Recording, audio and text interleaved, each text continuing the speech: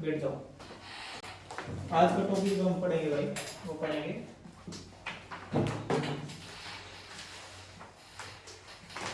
Fundamental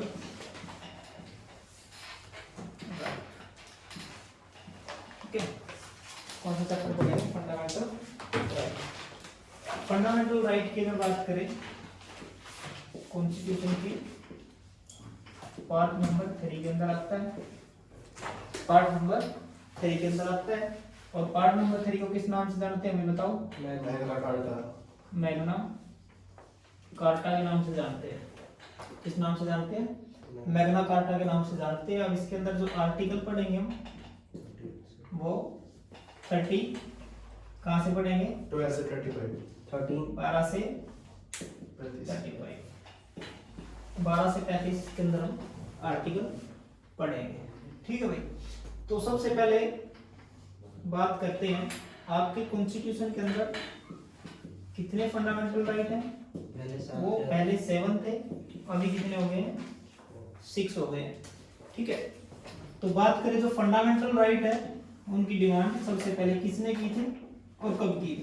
1931 के अंदर Indian national Congress party का एक सेशन था, एक अधिवेशन था। वो कहाँ पे था? कराची के अंदर। कराची के अंदर एक अधिवेशन था, एक सेशन था। उसके अंदर सबसे पहले सरदार वल्लभ भाई पटेल क्या करता है? कॉन्स्टिट्यूशनल असेंबली की फंडामेंटल राइट की क्या करता है? डिमांड करता है। कौन करता है? सरदार पटेल करता है सबसे पहले कि भारत के अंदर फंडामेंटल राइट होने चाहिए कॉन्स्टिट्यूशन के अंदर। ठीक है, जबकि कॉन्स्टिट्यूशन के अंदर फंडामेंटल राइट का ड्राफ्ट कौन लिखता है? ड्राफ्ट कौन बनाता है भाई? पंडित जवाहरलाल नेहरू आपका क्या बनाता है? ड्राफ्ट बनाता है। अब मैंने बताया कि कॉन्स्टिट्यूशन के अंदर कितने टोटल फंडामेंटल राइट थे? 7। अभी कितने हैं? 6। तो ऐसा कौन सा फंडामेंटल राइट है जिसको हमने हटा दिया है? वो था राइट टू प्रॉपर्टी। ठीक है, तो एक बार वो देख ही लेते हैं।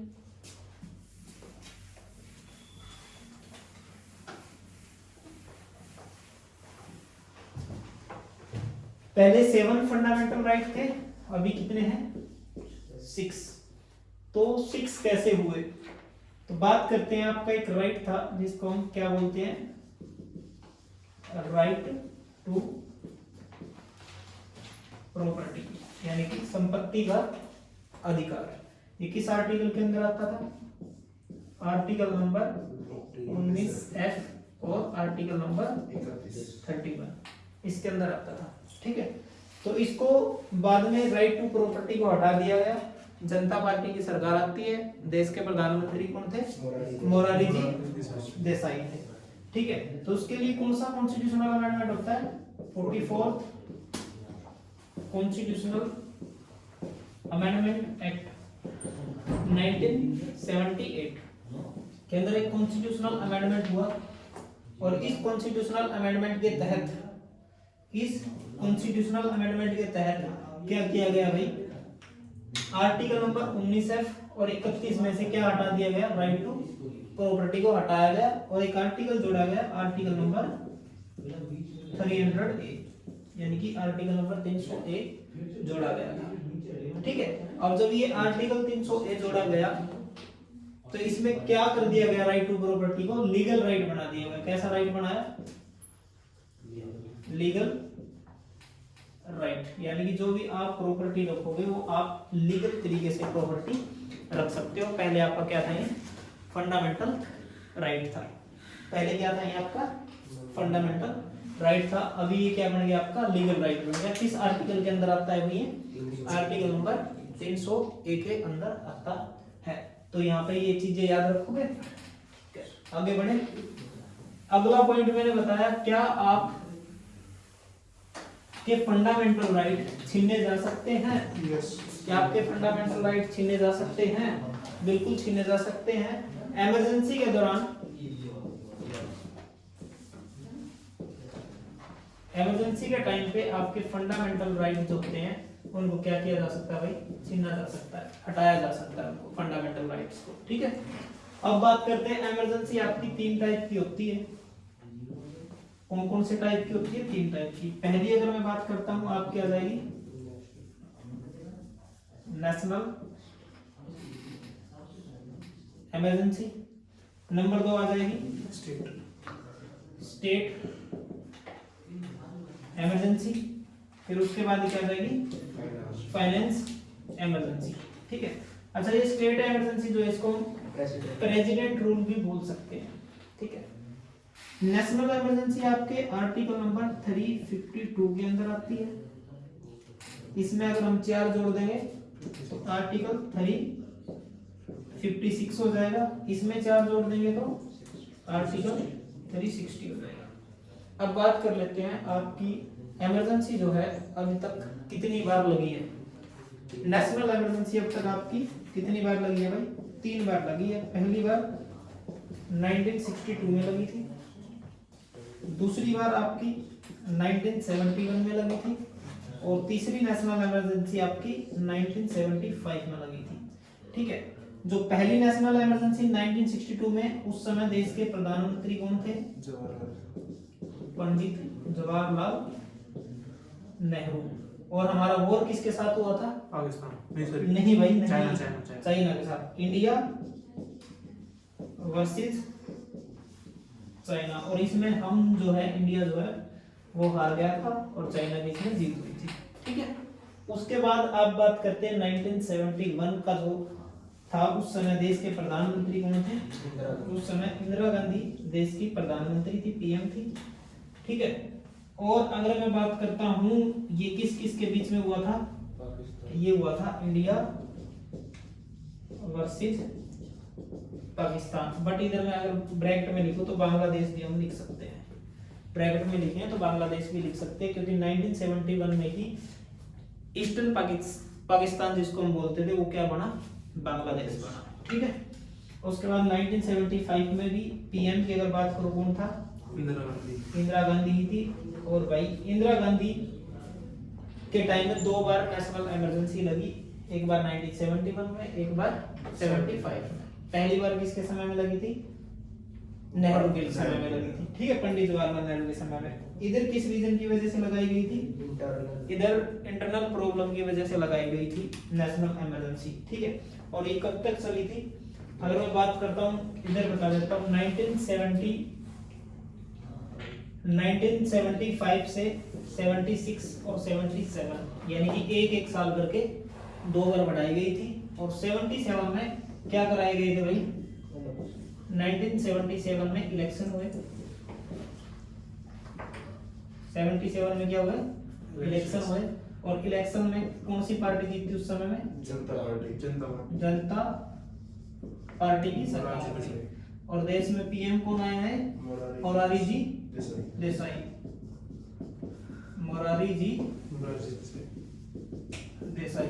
जी देसाई क्या बने? देश के प्रधानमंत्री बने। देखो, मैंने अगर मोरारजी देसाई के बारे में बात करें, सबसे उम्रदराज प्रधानमंत्री बनने वाले मोरारजी देसाई 81 साल की उम्र में प्रधानमंत्री बने। और सबसे कम की बात करें तो राजीव गांधी। और सबसे ज्यादा बार बजट पेश करने वाला भी कौन है भाई? मोरारजी देसाई। 10 बार टोटल बजट पेश किया है। अगर अब करंट में पूछ ले, महिलाओं में पूछ ले, फीमेल में पूछ ले, तो अभी हमारी फीमेल जो है फाइनेंस मिनिस्टर निर्मला सीतारमण।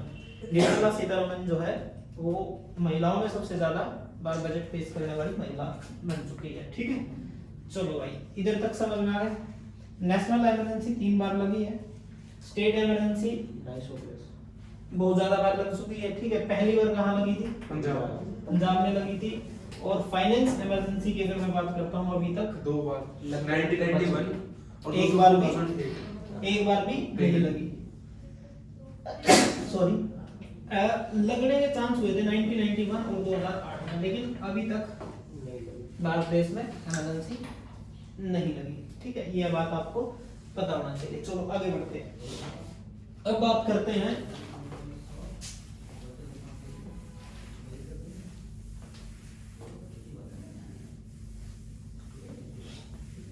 आपके जो फंडामेंटल राइट है वो अभी प्रेजेंट में कितने फंडामेंटल राइट है भाई? 6 फंडामेंटल राइट है। एक पॉइंट और बता देता हूँ पहले, आर्टिकल नंबर 21 क्या कहता है, 21 क्या कहता है। देखो मैंने कहा इमरजेंसी के दौरान आपके फंडामेंटल राइट छीने जा सकते हैं, बट आर्टिकल 21 आपका नहीं छीना जा सकता, क्योंकि आर्टिकल 21 क्या कहता है, right to life, right to life, और दूसरा क्या कहता है, राइट टू लिबर्टी या आपकी लिबर्टी। ठीक है, क्या आपकी लिबर्टी है, आपकी व्यक्तिगत स्वतंत्रता। देखो मैं हिंदी में बता देता हूँ दोनों को, आपके जीने का अधिकार और व्यक्तिगत स्वतंत्रता ये आपसे नहीं छीनी जा सकती। ठीक है, अब ऐसा तो है नहीं, आरती बैठी है, इमरजेंसी लग गई, और इमरजेंसी लगते ही आरती से बोला है आरती आप क्या करो, कुछ समय के लिए मर जाओ जब तक इमरजेंसी है ना, फिर उसके बाद जब इमरजेंसी खत्म हो जाएगी फिर आप जिंदा हो जाओ, ऐसा हो सकता है, पॉसिबल है नहीं। तो आपकी जीने का अधिकार नहीं छीना जा सकता, और साथ के साथ आपकी व्यक्तिगत स्वतंत्रता को भी नहीं छीना जा सकता। फॉर एग्जांपल आपको पढ़ने का अधिकार छीना जा सकता है, आपसे नहीं छीना जा सकता। सोने का अधिकार, खाने का अधिकार, घर में बातचीत करने का अधिकार, है ना, ये आपके नहीं, इमरजेंसी के समय पे नहीं छीने जाएंगे। समझ में आएगी बात, तो उनको आप व्यक्तिगत बोल सकते हो।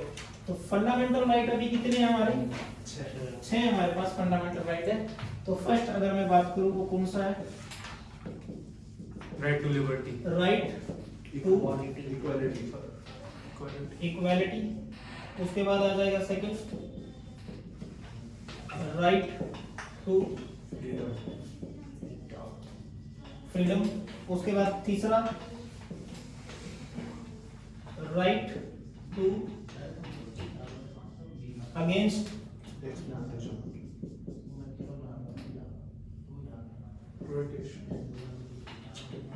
एक्सप्लॉटेशन। उसके बाद फोर्थ नंबर का क्या है बताओ,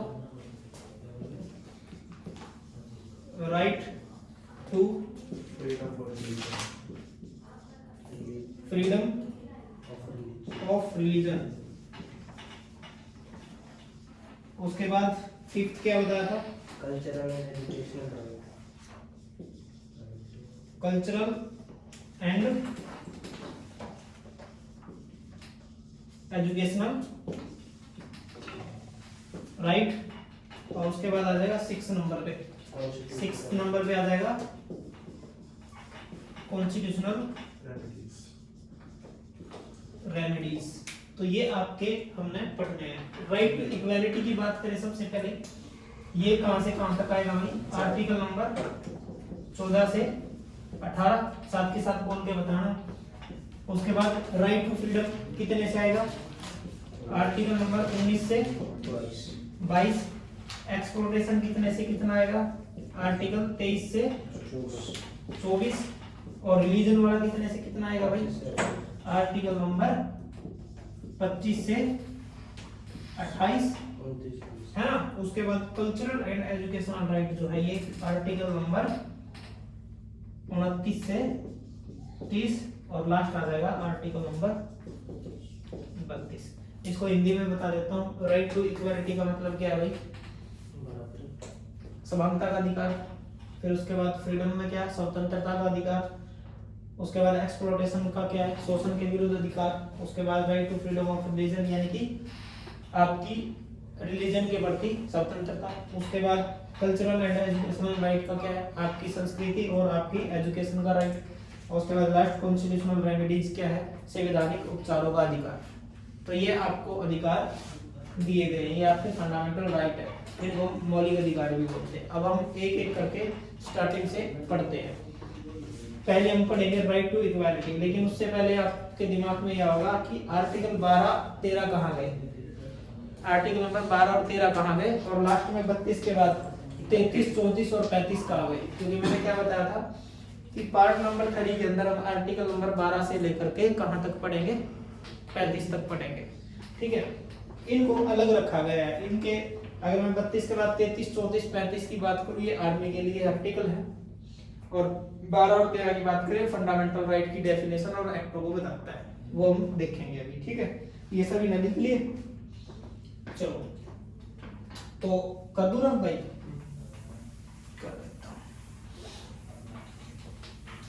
तो हेडिंग डालो, आर्टिकल डालो, आर्टिकल नंबर 12। 12 क्या कहता है? आर्टिकल नंबर 12 क्या कहता है? आर्टिकल नंबर 12 क्या कहता है? फंडामेंटल राइट की क्या दे रखी है भाई? डेफिनेशन इसके अंदर हम पढ़ेंगे। फंडामेंटल राइट की क्या पढ़ेंगे? डेफिनेशन इसके अंदर हम पढ़ेंगे। तो ये आप लिख डालो, फंडामेंटल राइट की डेफिनेशन हम इसके अंदर पढ़ते हैं। उसके बाद आर्टिकल 13 क्या कहता है? आर्टिकल नंबर 13 क्या कहता है? ये देखो, मैं थोड़ा समझा देता हूं। जो हमारी पार्लियामेंट है, पार्लियामेंट के अंदर मैंने एक्ट बनाने का तरीका बताया था। ऐसे आपका एक्ट बनता है। पार्लियामेंट का लोकसभा, उसके बाद राज्यसभा, उसके बाद प्रेसिडेंट, ऐसे ही आता है। मान लो लोकसभा पास कर देती है, फिर राज्यसभा पास कर देती है, और फिर प्रेसिडेंट ऑफ इंडिया भी पास कर देता है, तो वो क्या बनता है? कानून बन जाता है, एक एक्ट बन जाता है। अब यहाँ पे आर्टिकल 13 क्या कह रहा है कि पार्लियामेंट मतलब कि लोकसभा, राज्यसभा, प्रेसिडेंट सारे के सारे मिलकर के कोई क्या बनाते हैं? एक कानून बनाते हैं। क्या बनाते हैं? एक एक्ट बनाते हैं। बट अगर वो एक्ट क्या कहता है? जो हमारा बेसिक कॉन्स्टिट्यूशन है, अगर उसका बेसिक कॉन्स्टिट्यूशन का क्या चेंज हो जाए भाई? स्ट्रक्चर चेंज हो जाए। क्या चेंज हो जाए? स्ट्रक्चर चेंज हो जाए। हिंदी में बता देता हूं, अगर संसद कोई ऐसा कानून बनाती है जिससे हमारे संविधान का बेसिक ढांचा बदल जाए, तो वो कानून ऑटोमेटिक क्या हो जाएगा? जीरो हो जाएगा। दोबारा बता रहा हूँ, पार्लियामेंट कोई ऐसा एक्ट बनाता है जिससे कॉन्स्टिट्यूशन का बेसिक स्ट्रक्चर क्या हो जाए? चेंज हो जाए, तो वो एक्ट भी क्या हो जाएगा भाई? जीरो हो जाएगा, वो मान्य नहीं होगा। समझ में आई बात? तो ये आर्टिकल नंबर 13 कहता है। उसके बाद अब डालो हेडिंग राइट टू इक्वालिटी, जो हम पढ़ेंगे आर्टिकल नंबर 14 से 18।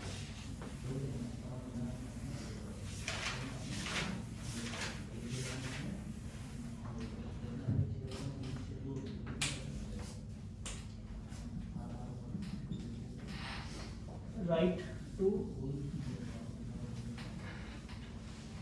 इक्वालिटी, आर्टिकल नंबर 14 से आर्टिकल 18 तक हम पढ़ेंगे। अब बड़े ध्यान से समझते चलना है, एक एक चीजों को पढ़ाऊंगा, बहुत क्लियर करते चलेंगे पॉइंटों को, ठीक है भाई? तो आर्टिकल नंबर 14 क्या कहता है?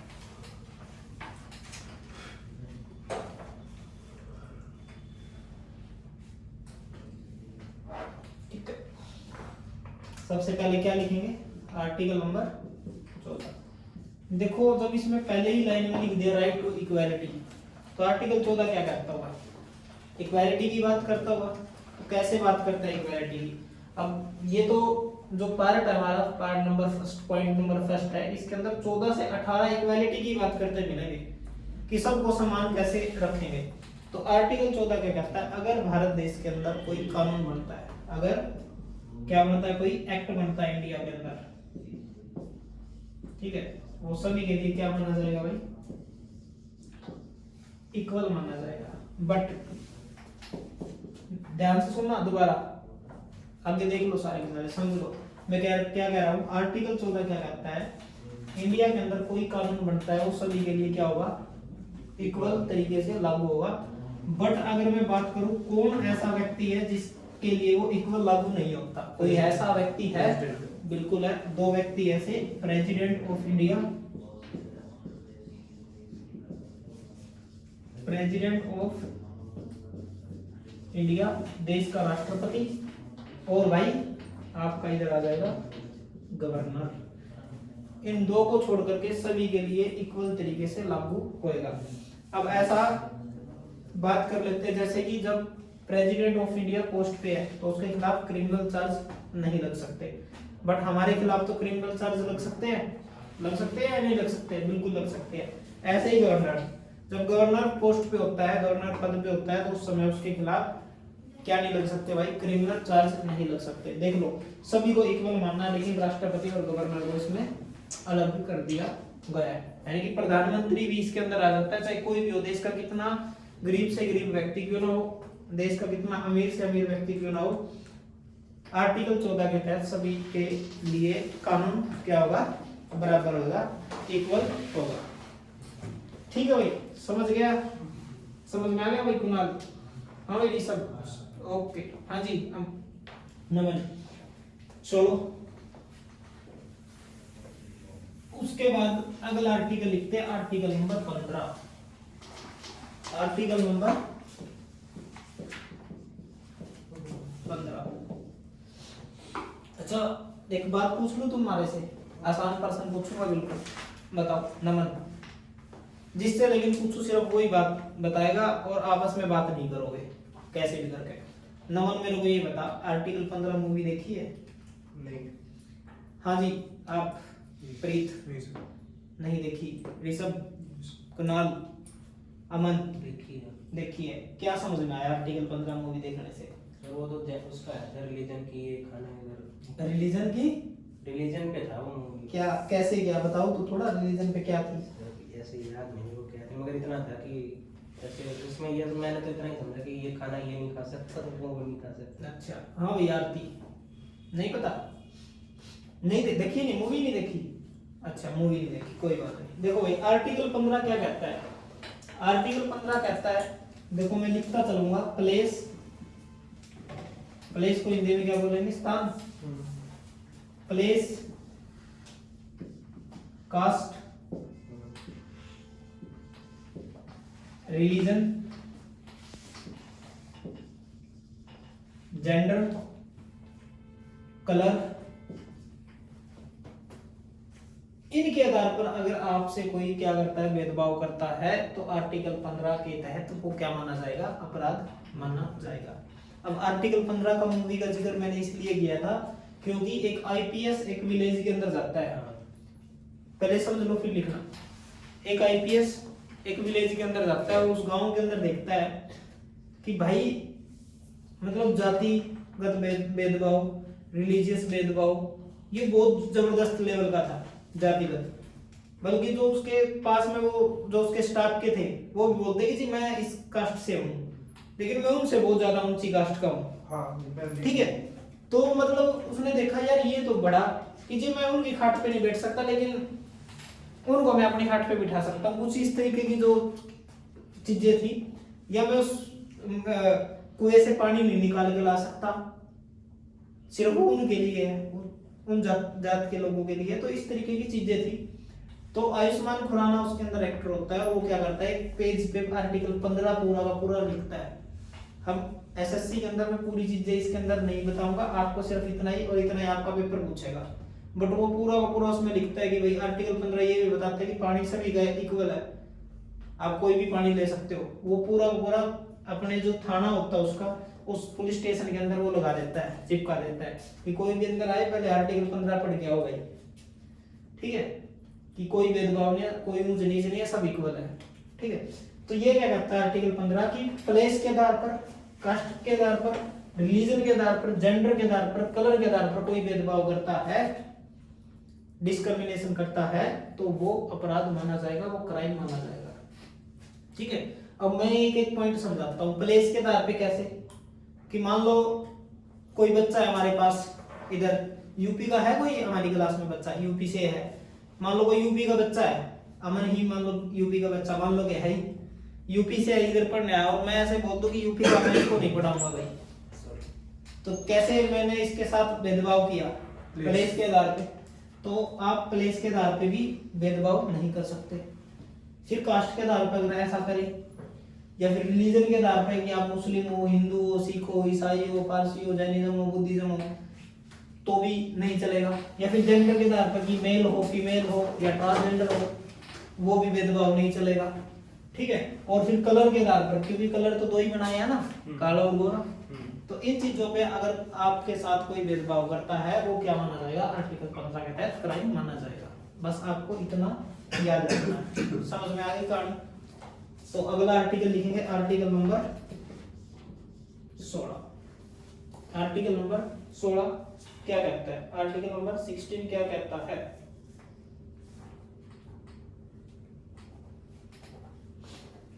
इसके अंदर मिलती है भाई लोगों को अपॉर्चुनिटी। क्या मिलती है? अपॉर्चुनिटी मिलती है जॉब्स के लिए, ठीक है। इक्वल तरीके से क्या मिलेगी सभी को? अपॉर्चुनिटी मिलेगी। क्या मिलेगी सभी को?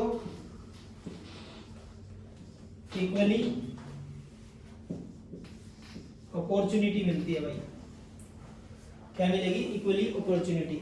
यानी कि अगर मैं बात करता हूं सभी को सिविल सर्विसेज के अंदर क्या मिलेगी? समानता मिलेगी, सभी को समानता।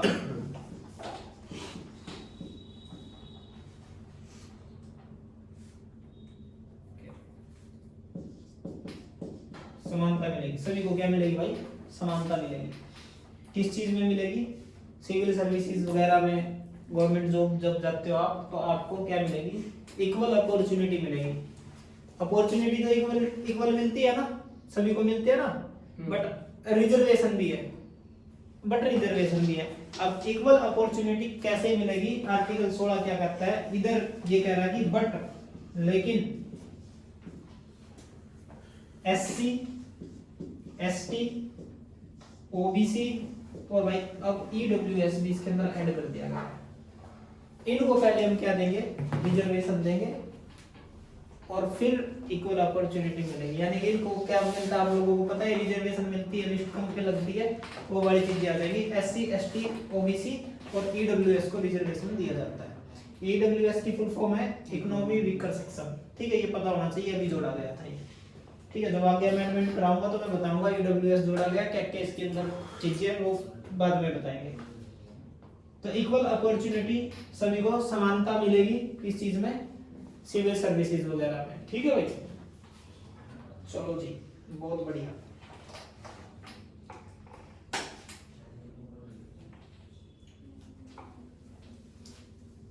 कर दूं रफ? हाँ सर। अगला पॉइंट है आर्टिकल नंबर 17। आर्टिकल 17।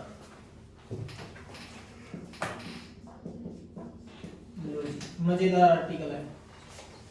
इसके अंदर भाई हिंदी में अगर मैं बात करूं तो हिंदी में बोला गया छुआछूत का अंत। क्या किया गया? छुआछूत का अंत, छुआछूत का अंत। तो इसके अंदर क्या आ जाएगा? अनटचेबिलिटी। क्या आ जाएगा भाई इंग्लिश में?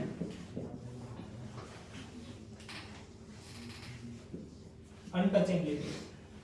यानी कि इसके अंदर क्या है? आर्टिकल 17 कहता है कि अगर आपके साथ कोई इस तरीके का व्यवहार करता है कि मेरे को टच करने से मेरा धर्म भ्रष्ट हो गया, है ना, पहले ऐसी चीजें होती थी कि मेरा धर्म भ्रष्ट हो गया, अब मेरे को स्नान करना पड़ेगा, ये करना पड़ेगा, वो करना पड़ेगा, या इस तरीके का भेदभाव भी अगर आपके साथ कोई करता है वो भी क्राइम माना जाएगा आर्टिकल नंबर 17 के तहत। और इसमें एक स्पेसिफिक नहीं है कि किसी कास्ट के लिए बना दिया है स्पेशल, ऐसा नहीं है, इसमें सभी के लिए है ये, ठीक है। किसी के साथ भी भेदभाव हो सकता है, ठीक है।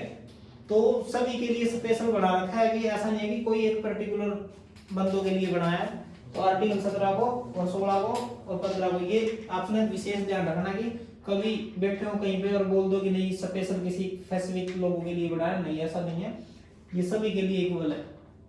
आर्टिकल 14 भी, 15 भी और 16 भी और 17 भी। अनटचेबिलिटी, किसी के भी साथ भेदभाव हो सकता है, अनटच वाला भी, ठीक है। उसके बाद लिखेंगे भाई आर्टिकल नंबर 18। आर्टिकल नंबर 18 क्या कहता है?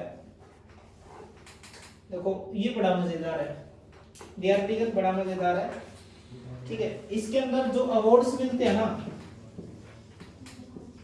अवार्ड्स ये नहीं दिए जाएंगे, यानी कि इनका अंत करता है। अवार्ड्स नहीं दिए जाएंगे किसी को भी, किसी भी टाइप का अवार्ड्स नहीं दिए जाएंगे सर सर भारत रत्न किसी को भी किसी प्रकार का। सुन तो जाओ, हाँ बताऊंगा अभी। अवार्ड्स नहीं दिए जाएंगे, बट किस किस को दिए जाते हैं? बट में अगर मैं इधर लिखूं, बट में इधर आर्मी और इधर मैं लिख देता हूं भाई एजुकेशन। आर्मी और एजुकेशन को छोड़ करके हम किसी को भी किसी भी टाइप का अवार्ड नहीं देंगे। हाँ भाई अमन कुमार, समझ में आ रहा है? आर्मी में क्या, कोई अवार्ड बता मेरे को आर्मी का, बताओ। परमवीर चक्र, परमवीर वीर चक्र, चक्र, वीर चक्र। और कोई बताएगा एजुकेशन में? सेना बताओ। मेडल, सेना मेडल। और बताओ एजुकेशन में क्या है? पद्मश्री। नहीं भाई, एजुकेशन में मान लो पीएचडी कर लिया आपने, पीएचडी करने के बाद आपके नाम के पीछे क्या आगे क्या लग जाएगा? डॉक्टर, है ना? जैसे कि डॉक्टर नमन यादव, है ना? डॉक्टर लग जाएगा, डॉक्टर नमन यादव, है ना? ऐसे चीजें हो जाएंगी। समझ में आ रही है मैं क्या कहना चाह रहा हूँ? हम किसी को अवार्ड नहीं देंगे, परंतु आर्मी वालों को देंगे और एजुकेशन वालों को देंगे, ठीक है? फिर उसके बाद क्या है, अगर किसी को अवार्ड दिया जाएगा आगे बट में अगर मैं बात करूं तो अवार्ड कौन देगा? देश का प्रेसिडेंट देगा, राष्ट्रपति देगा। अब जैसे कि मैं बात करूं और कुछ अवार्ड्स हैं, जिसमें सबसे ऊपर अगर मैं नाम में लिखूं भारत रत्न, भारत रत्न। फिर उसके बाद वही दूसरे नंबर पे अगर मैं लिखूं पद्म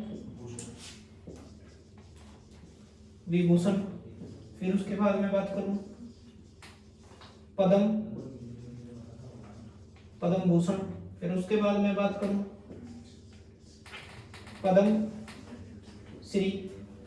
श्री अवार्ड। ये सारे के सारे अवार्ड दिए जाते हैं। अभी इनको आर्टिकल नंबर 18 में ही ऐड किया गया है, जैसे कि आर्मी और एजुकेशन है, इसको भी ऐड किया गया है। ये ऐड करने का काम किसने किया था पहले समझ लो, बहुत इंपॉर्टेंट है। देखो अवार्ड्स देने का काम कौन करेगा, फिर से बता देता हूँ, प्रेसिडेंट ऑफ इंडिया करता है, प्रेसिडेंट ऑफ इंडिया करता है।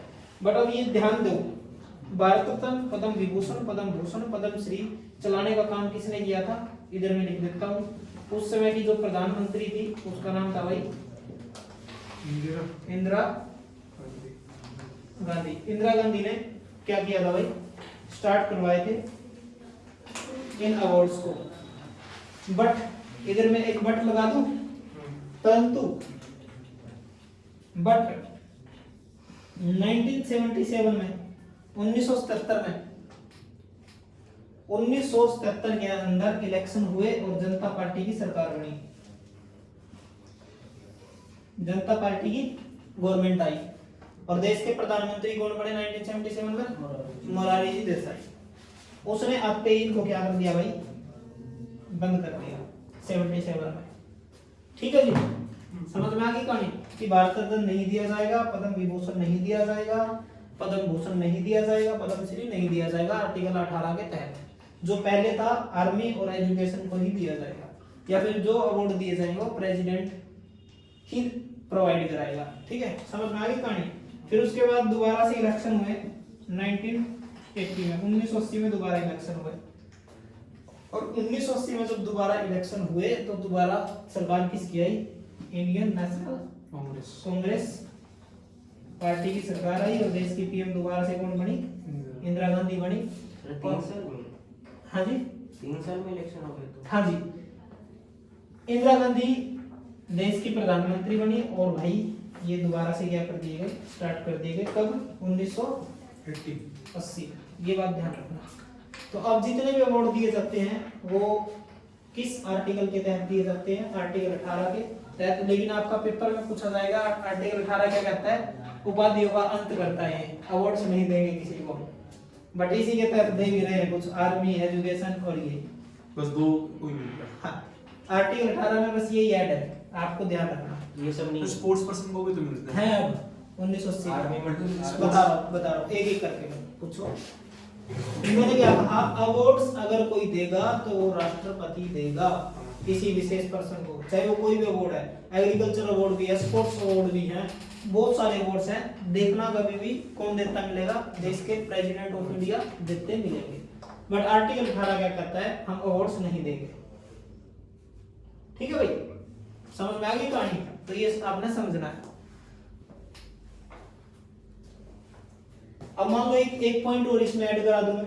मान लो कोई अदर कंट्री का व्यक्ति है और इंडियन गवर्नमेंट के लिए काम कर रहा है। किसके लिए काम कर रहा है? इंडियन गवर्नमेंट के लिए काम कर रहा है। हाँ भैया मन, ठीक है। अगर उसको कोई अदर कंट्री क्या देने वाली है? अवार्ड्स देने वाली है, तो उस व्यक्ति को क्या वो अवार्ड लेने जाना पड़ेगा बिना किसी परमिशन के? किसी की परमिशन के, उस व्यक्ति को देश के प्रेसिडेंट ऑफ इंडिया, यानी कि इंडिया के लिए अगर वो काम कर रहा है, इंडियन गवर्नमेंट के लिए काम कर रहा है, देश के प्रेसिडेंट ऑफ इंडिया से क्या लेनी पड़ेगी, परमिशन, और उसके बाद ही वो क्या ले पाएगा, उससे अवार्ड ले पाएगा, अदरवाइज वो अवार्ड नहीं ले पाएगा। समझ में आ गई बात? ये पॉइंट अगर लिखना चाहो तो लिख सकते हो, वेरी इंपॉर्टेंट पॉइंट है। अगला आर्टिकल, अगला पॉइंट लिखेंगे भैया, 18 तक हम पढ़ चुके हैं। अगला पॉइंट क्या था, रफ कर दो इसको। हाँ सर, चलो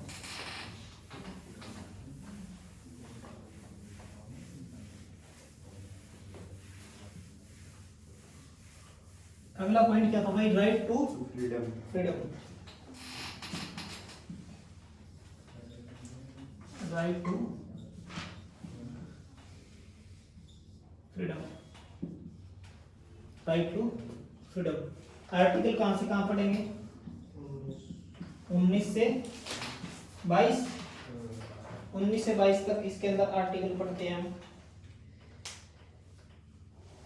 पहला ही आर्टिकल वेरी इंपॉर्टेंट है भाई,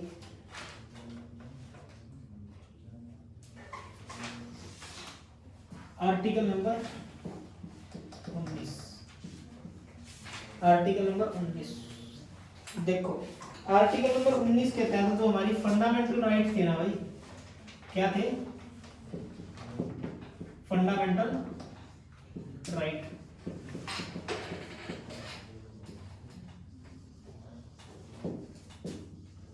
अभी मैंने थोड़ी देर पहले बताया भी था 7 थे, कितने थे, 7। और इसके लिए कौन सा अमेंडमेंट हुआ था, 44 कॉन्स्टिट्यूशनल अमेंडमेंट एक्ट 1978। सरकार किसकी थी, मोरारजी जी देसाई की। और इसने क्या किया भाई, किस किस आर्टिकल को सस्पेंड किया था, आर्टिकल नंबर 19F और आर्टिकल नंबर 31 को क्या कर दिया गया था, हटा दिया गया था। और लीगल राइट बना दिया गया किसको, राइट टू प्रॉपर्टी को, आर्टिकल 300, ये मैं पहले पढ़ा चुका हूँ। तो अब आर्टिकल 19 पढ़ लें। देखो हम आर्टिकल 19F की बात कर रहे हैं तो ए भी होगा, बी भी होगा, सी भी होगा, डी भी होगा, ई भी होगा, है ना। तो हम एक लाइन से मैं सारे के सारे आर्टिकल लिख देता हूँ जितनी देर तक आएंगे। Article number 19 A, article number 19 B, article number 19 C, article number 19 D, उसके बाद इधर लिख दूं। हाँ चलो पहले डी तक पढ़ लेते हैं। आर्टिकल नंबर 19 ए क्या कहता है, आरती बताएगी। ये तो आरती को पता है, मेरे को पता है। हाँ जी आरती बताओ क्या है। विचार अभिव्यक्ति की स्वतंत्रता, बोलने की स्वतंत्रता और प्रेस की स्वतंत्रता। हाँ जी, इसके अंदर क्या है, राइट टू स्पीच, बोलने का अधिकार, और फ्रीडम ऑफ मीडिया, आपकी जो प्रेस है उसको आजादी दी गई। आपको आपने देखा होगा कहीं भी जाकर के वो कुछ भी पूछ सकती है किसी से भी, ठीक है। बट आजकल की मीडिया चलो ठीक है, उस पर हम टिप्पणी नहीं करेंगे कुछ, है ना। आर्टिकल 19 ए क्या कहता है भाई, right to speech, right to speech. और साथ के साथ इसमें जो आपकी प्रेस है, मीडिया है, जिसको हम फोर्थ पिलर भी कहते हैं, उसको भी फ्रीडम मिली हुई है इसी आर्टिकल के तहत। डेमोक्रेसी का फोर्थ पिलर रहता है ना। हाँ जी, फोर्थ पिलर, ठीक है। उसके बाद 19 बी क्या कहता है, 19 बी, 19 बी क्या कहता है आरती। इकट्ठे होने की स्वतंत्रता। हाँ कुणाल ठीक बोल रही है, इकट्ठा होने की स्वतंत्रता। इसमें लिखेंगे भाई विदाउट वेपन, विदाउट वेपन्स क्या कर सकते हो आप, इकट्ठा हो सकते हो। विदाउट वेपन्स क्या करोगे आप, इकट्ठा हो सकते हो भाई कहीं भी। आपके पास क्या नहीं होना चाहिए, हथियार नहीं होना चाहिए। हथियारों के बिना क्या हो गया, आप इकट्ठा हो सकते हो। हथियारों के बिना आप क्या हो सकते हो, इकट्ठा हो सकते हो।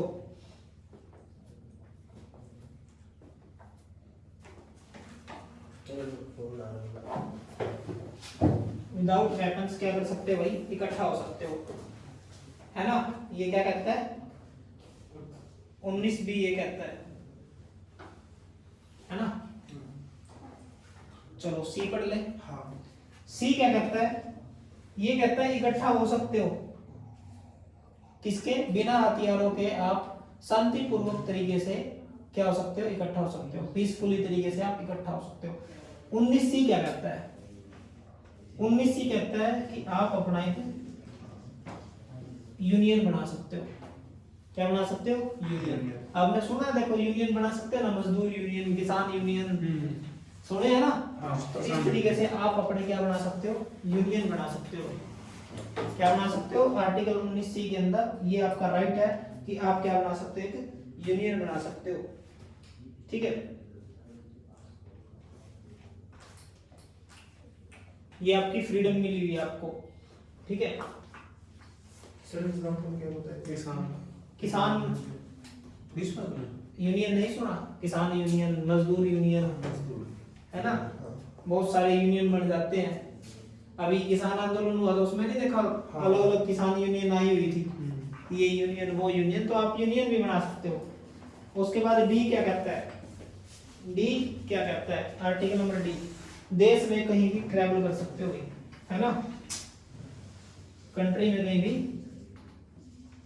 ट्रैवल कर सकते हो ना, कोई रोकता तो नहीं तुम्हारे को ट्रैवल करने से। यानी कि भारत के अंदर कहीं भी आवागमन करने का अधिकार इसके अंदर दिया गया है, फ्रीडम इसके अंदर दी गई है आपको, स्वतंत्रता इसके अंदर दी गई है एक तरीके से, है ना। समझ में आया, आ गया 19 डी तक। अब देखो याद करने का आसान तरीका बता दो इधर तक पहले, फिर उसके बाद आगे बताऊंगा।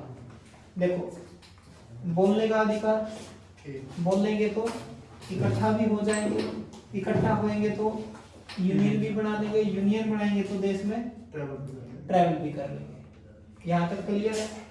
चलो एक बार अमन जल्दी लिखो इसको।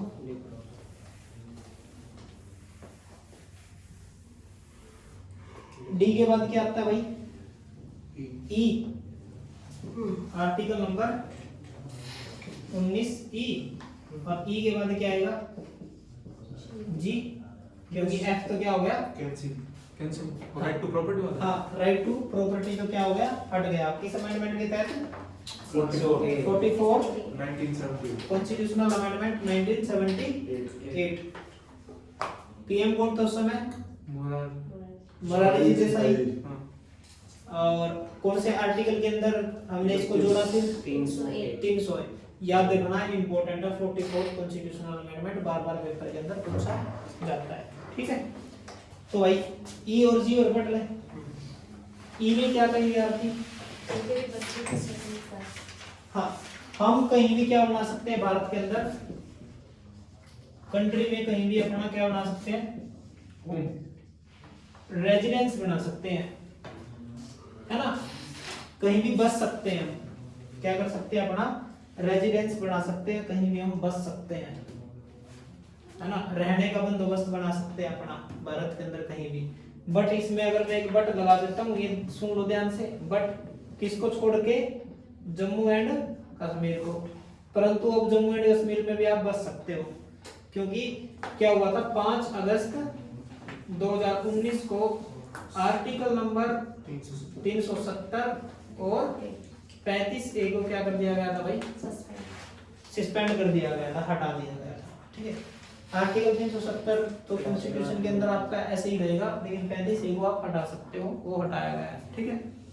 तो अब आप जम्मू एंड कश्मीर में भी लैंड वगैरह भी खरीद सकते हो और वहां पे रह भी सकते हो, ठीक है। बाद में बताऊंगा। आपने वो नहीं पढ़ा, इंटीग्रेशन इन इंडिया नहीं पढ़ा, नहीं फिर वो करवाते समय पढ़ाऊंगा, ठीक है। हाँ, चलो इधर तक समझ में आ गया। तो आप जम्मू एंड कश्मीर में भी रह सकते हो, अपना रेजिडेंस बना सकते हो, ठीक है भाई। अमन कभी आपने पढ़ा हो इंटीग्रेशन इन इंडिया, उसमें करवाया मैंने आर्टिकल 370 पूरा प्रॉपर तरीके से। कुछ नहीं पूछ रहा है। चलो अब देख लेंगे 19G क्या कहता है। 19G क्या कहता है, आप क्या कर सकते हो भाई, अपना बिजनेस चला सकते हो, अपना जीविका चला सकते हो। अपनी क्या चला सकते हो, जीविका चला सकते हो। अपनी क्या चला सकते हो, जीविका चला सकते हो। समझ में आए भाई, अपना बिजनेस चला सकते हो। लेकिन अभी यहाँ पे ये भी बोल देता हूँ मैं भाई, लीगल बिजनेस कर सकते हो। कभी यहाँ से जाने के बाद कहोगे अमित सर ने ये कहा था कि बिजनेस कर सकते हो, जाके इधर से ड्रग्स बेचने लग जाओ, है वो काम मत करना। हाँ, लीगल बिजनेस कर सकते हो, इलीगल नहीं कर सकते, ठीक है। इस बात का ध्यान रखना है, बड़े ही जोरों से ध्यान रखना है। ओके, हो जाएंगे सारे के सारे पॉइंट। अब इसको याद करने का तरीका बता देगा शाम, बिल्कुल ये कभी भी ना भूलने वाला तरीका है। एक बार मैं बोलूंगा फिर मेरे साथ बोलूंगा तो याद हो जाएगा। आर्टिकल नंबर 19 से क्या कहता है, बोलने का अधिकार। अब थोड़ी देर के लिए हम 19 A B C D ऐसे नहीं बोलूंगा, मैं सीधा बोलते चलेंगे। बोलने का अधिकार, बोलेंगे तो इकट्ठा हो जाएंगे, इकट्ठा होंगे तो यूनियन बना लेंगे, यूनियन बनाएंगे तो देश में घूमेंगे फिरेंगे, ट्रैवल करेंगे। देश में ट्रैवल करेंगे तो हम बस जाएंगे, रेजिडेंस बना लेंगे, अगर रेजिडेंस बनाएंगे तो बिजनेस कर लेंगे। बिल्कुल एक लाइन में है। फिर से बताऊं, बोलेंगे तो इकट्ठा होंगे, इकट्ठा होंगे तो यूनियन बनाएंगे, यूनियन बनाएंगे तो ट्रैवल करेंगे, ट्रैवल करेंगे तो रेजिडेंस बनाएंगे, रेजिडेंस बनाएंगे तो बिजनेस भी करेंगे। ठीक है। समझ में आ गई बात? एक बार मेरे साथ बोलो। पहले अगर हम बोल लेंगे तो इकट्ठा होंगे, इकट्ठा होंगे तो यूनियन बनाएंगे, यूनियन बनाएंगे तो ट्रैवल करेंगे, ट्रैवल करेंगे तो रेजिडेंस बनाएंगे, और रेजिडेंस बनाएंगे तो बिजनेस भी करेंगे। लेकिन बिजनेस कैसा करेंगे, लीगल करेंगे। हाँ, ये बात बड़ा ध्यान रखना है, ठीक है। कर दूं भाई रफ इसको? चलो,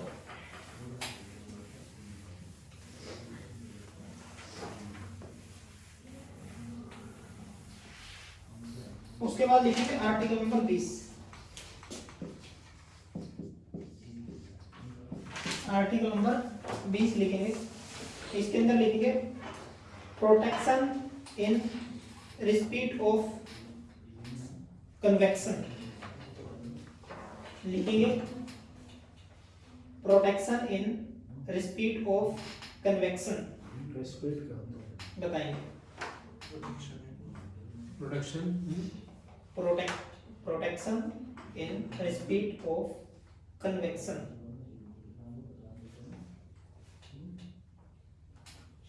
इस आर्टिकल 20 में मैं 3 पॉइंट लिखता हूं, 1, 2 और 3। ये तीनों पॉइंट समझते ही आपको समझ में आएगा रिस्पेक्ट क्या होता है, क्या होता है।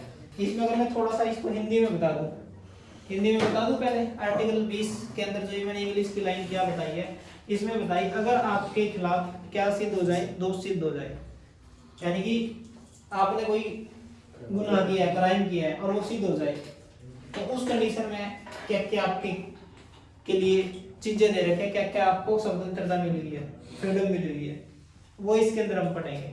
तो आर्टिकल 20 का पॉइंट नंबर 1 क्या कहता है, वो मेरे को कोई बता सकता है? फिलहाल बताओगे, बता तो रखा आपको। तो पॉइंट नंबर 20 का पॉइंट नंबर 1,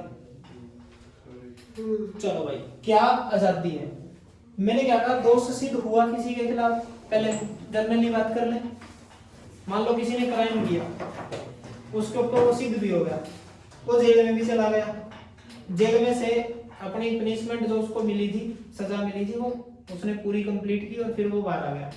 क्या उसी क्राइम के लिए मैं उसको दोबारा सजा दिला सकता हूँ? बिल्कुल, ये उसकी क्या है, स्वतंत्रता है, फ्रीडम है ये उसका, ठीक है। समझ में आ गई बात? चलो फिर दूसरा पॉइंट कर ले बात। मान लो कोई क्रिमिनल है, आज की अगर मैं बात करूं, आज किसी ने क्राइम किया, आज उस क्राइम की सजा 5 साल है। आज उस क्राइम की सजा कितनी है? 5 साल है। लेकिन उसको जो साबित वो क्राइम हुआ वो 2027 में हुआ, मान लो 27 में होगा, तो उसको आज के अकॉर्डिंग सजा दी जाए या 2027 के अकॉर्डिंग सजा दें या फिर 2025 के अकॉर्डिंग उसको सजा मिलेगी? 2027 उसको सजा मिलेगी 2026 के अकॉर्डिंग। जिस समय पे उसने अपराध किया जिस समय पे उसने अपराध किया और उस अपराध की सजा उस समय मान लो 5 साल थी, तो उसके अकॉर्डिंग ही उसको सजा नहीं मिलेगी। ये भूल जाओ कि आगे पीछे। अब ये समझाऊंगा मैं सारे के सारे पॉइंट। पॉइंट नंबर पहला, रुक जाओ नमन समझा रहा हूँ। पॉइंट नंबर फर्स्ट में क्या लिखेंगे, अगर हमने क्राइम किया यानी कि 1 क्राइम, तो 1 ही क्या होगी, पनिशमेंट होगी। पहले में ये लिख लेंगे, यानी कि एक क्राइम की एक ही सजा, एक ही बार सजा होगी, बार बार आप सजा नहीं दिला सकते किसी को भी। ये नहीं है कि भाई जब मन किया लो भाई सजा दिला देते हैं इसको, है ना, ऐसा नहीं होएगा। उसके बाद पॉइंट नंबर 2 क्या कहता है,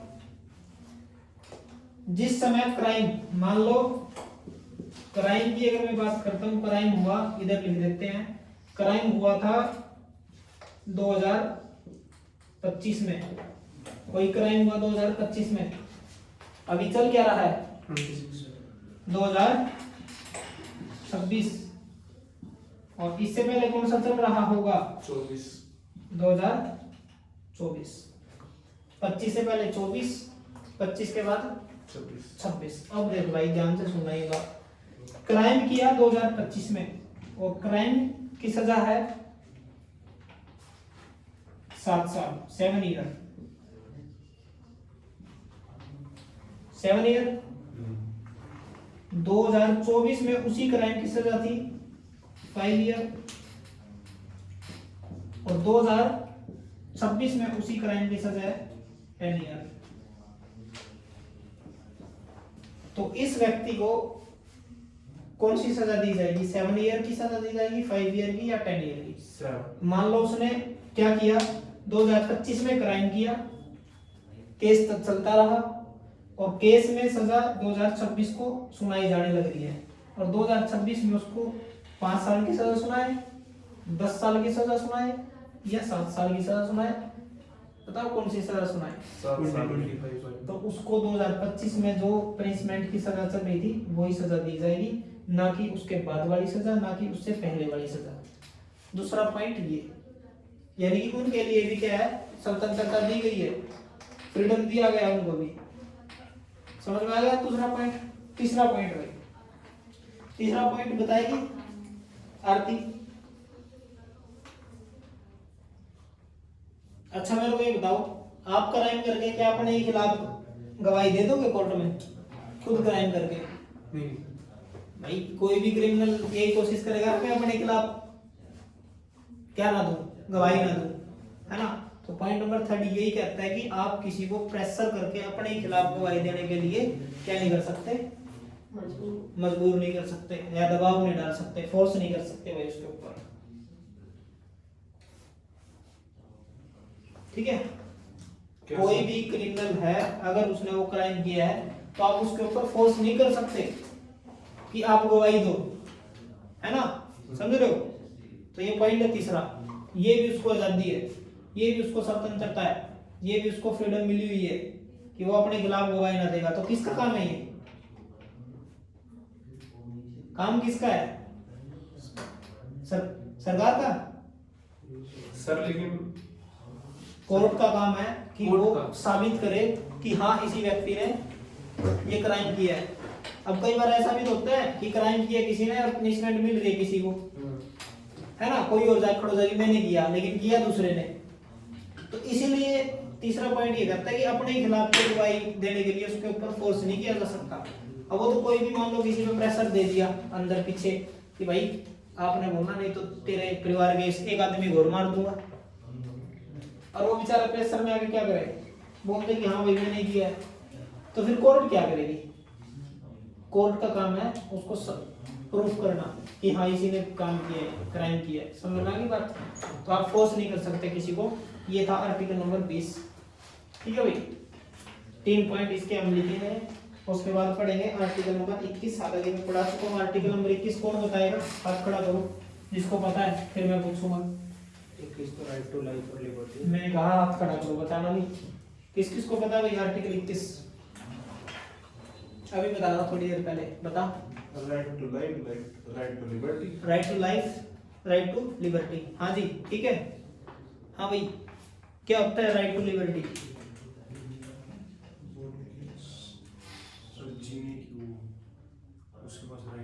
जीने का अधिकार है। लिबर्टी क्या है? लिबर्टी व्यक्तिगत स्वतंत्रता। क्या होती है व्यक्तिगत स्वतंत्रता? किसी के पास उसकी सेल्फ इंडिपेंडेंस। ठीक है, चलो भाई आर्टिकल 21 हो गया। तो हम आर्टिकल 21A पढ़े। अगला आर्टिकल लिखेंगे article number 21A। Very important article है भाई।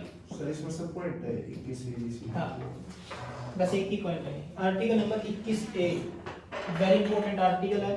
21 से भी आर्टिकल नंबर 21A। अगर 21A आया तो कोई ना कोई अमेंडमेंट आया होगा। पहले अमेंडमेंट बताऊं या बात बताऊं इसके अंदर क्या है? अमेंडमेंट। चलो अमेंडमेंट बता देते हैं। मैंने इसके लिए कौन सा अमेंडमेंट हुआ था फिर? 86 कॉन्स्टिट्यूशनल अमेंडमेंट एक्ट 2002 या 3? 2 या 3 आरती? नहीं सर, 2 ही है। नहीं सर क्या? नहीं 2003 नहीं था। 86 कॉन्स्टिट्यूशनल अमेंडमेंट एक्ट 2002 में अमेंडमेंट किया गया और आर्टिकल 21A जोड़ा गया। इस समय देश के प्रधानमंत्री कौन थे? अटल बिहारी वाजपेयी जी थे भाई। अटल बिहारी वाजपेयी। और इसमें क्या जोड़ा गया 21A में? 6 से 14 साल के बच्चों को क्या दी जाएगी भाई? एजुकेशन। फ्री एजुकेशन दी जाएगी भाई। फ्री क्या दी जाएगी? एजुकेशन दी जाएगी। फ्री क्या दी जाएगी? एजुकेशन दी जाएगी। 6 से 14 साल के बच्चों को फ्री एजुकेशन दी जाएगी। ठीक है भाई। लेकिन राइट टू एजुकेशन एक्ट कब आया? राइट टू एजुकेशन एक्ट की अगर मैं बात करूं, राइट टू एजुकेशन ये एक्ट कब आया था? ये आया वही 2009 के अंदर। बट इसको अप्लाई कब किया गया था? 1 अप्रैल 2010। ये लिख लेंगे, वेरी इंपॉर्टेंट है, पेपर में पूछा गया है। राइट टू एजुकेशन एक्ट कब आया था? 2009 में। लेकिन लागू कब हुआ? 1 अप्रैल 2010। पीएम कौन थे इस समय? नहीं भाई, इस समय पीएम थे डॉक्टर मनमोहन सिंह। डॉक्टर मनमोहन सिंह। 2009-10 की बात कर रहा हूँ मैं। फाइनेंस मिनिस्टर से 3 हो गया भाई सभी का। चलो लास्ट आर्टिकल आज पढ़ लेते हैं, फिर छुट्टी करते हैं। Article number 22।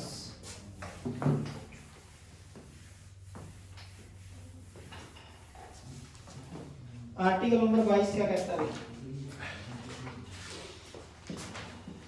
आर्टिकल नंबर 22 लिखेंगे। इसके अंदर लिखेंगे भाई प्रोटेक्शन अगेंस्ट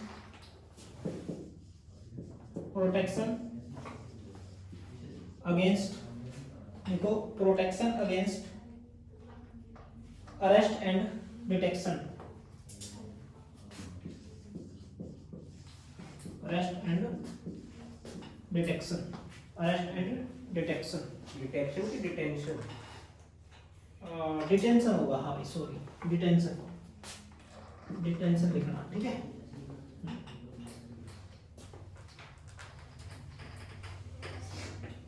हाँ डिटेक्शन। ठीक है ओके।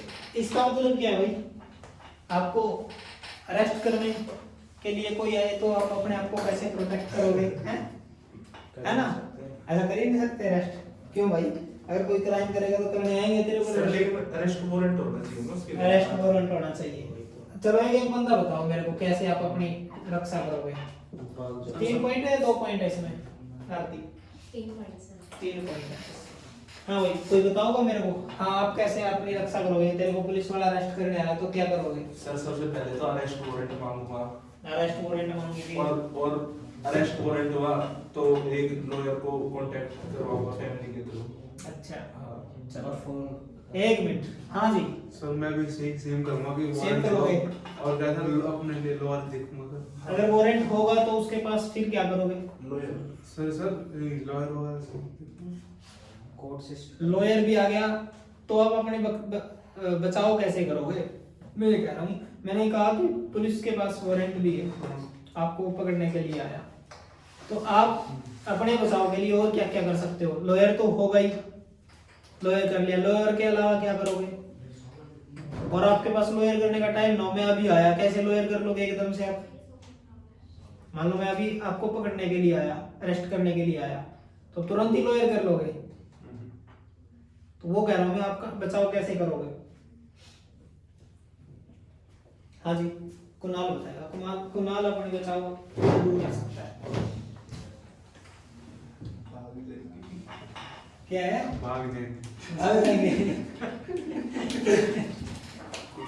ये बढ़िया। पैसे गिराओगे? हाँ सर हाँ चलो पॉइंट नंबर फर्स्ट में लिखोगे। पॉइंट नंबर फर्स्ट में लिखेंगे, अगर आपको पुलिस अरेस्ट करने आती है तो सबसे पहले उससे रीजन पूछेंगे, भाई आप किस रीजन की वजह से मेरे को पकड़ने के लिए आए हो? इसमें रीजन बताना पड़ेगा उसको, रीजन बताना पड़ेगा अरेस्ट करने का।